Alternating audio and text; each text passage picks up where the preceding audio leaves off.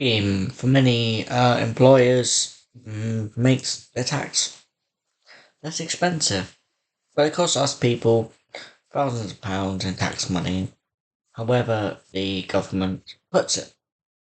Um, Cycle lanes waste millions of pounds across the country. We don't need them. It'd be lovely if we could make the world, eco-friendly, but we're a small island. The rest of the world going the way it is, we cannot afford to prioritise eco-friendliness until we are more powerful.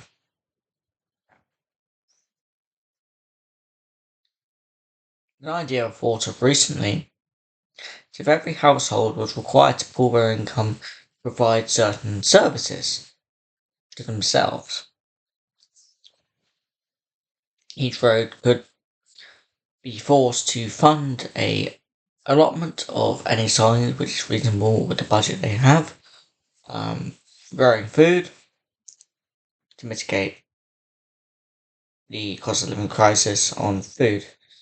Alcohol is an enormous spender in the UK. Each road could be forced to be a brewery, as well as also be forced to grow tea leaves, provide a soft drink that is affordable, unlike soft drinks such as Coca-Cola. Growing tea would be much more prudent. And another thing roads could do is pull money into an emergency fund if one household has a deficit in their funding, such as loss of work, loss of benefits. Um, as an extension to that, if each road pulled their money together in this way, a funding could be done to mitigate government spending on repairing each road. We have a lot of things we take for granted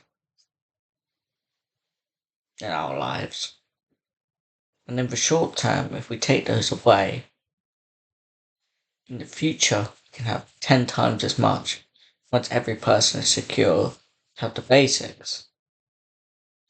Funding needs to be cut in areas. Funding needs to be thought of with more care. There are solutions out of these issues. We, as a country, are following a Prime Minister who's negligent of the issues abroad, and that means the only option for this Prime Minister is to look inwards, unless he wants to put severe consequences on the other. Whatever way you look at it, there will have to be consequences in other countries, or we will have to do things in this country that we've never seen before. Call me radical, but we're in a state of crisis. State of crisis, which means the things some of you people hold dear, such as the climate, may have to be sidelined, and this is because of the way the country's been run, the way the world's been run, the way other countries are being run, but like it or not, we have to put ourselves first because other countries are. That's why I urge everyone to care more. One thing I will say I do condone extra spending on in this financial crisis is still charities, because this country being ahead on care and research could lead to jobs, financial security when we sell cures to things. I really think we need to double down on our medical research. It's so important. We were pioneers in the COVID vaccine. If the government didn't waste tons on PPE we didn't need, we would have made millions off a crisis. It's government, the people need to stay together. We need to make plans. I'm 20. I don't know much about this planet, because 20 is still quite a naive age. But if I know this much to tell you this, as a person who is currently struggling myself, then fucking hell, shouldn't the people who are privileged know 40 times as much as me? action needs to be done. Because I'll tell you now, there is so much wrong with this country. From crime on the streets to police not performing as they should be, to domestic issues,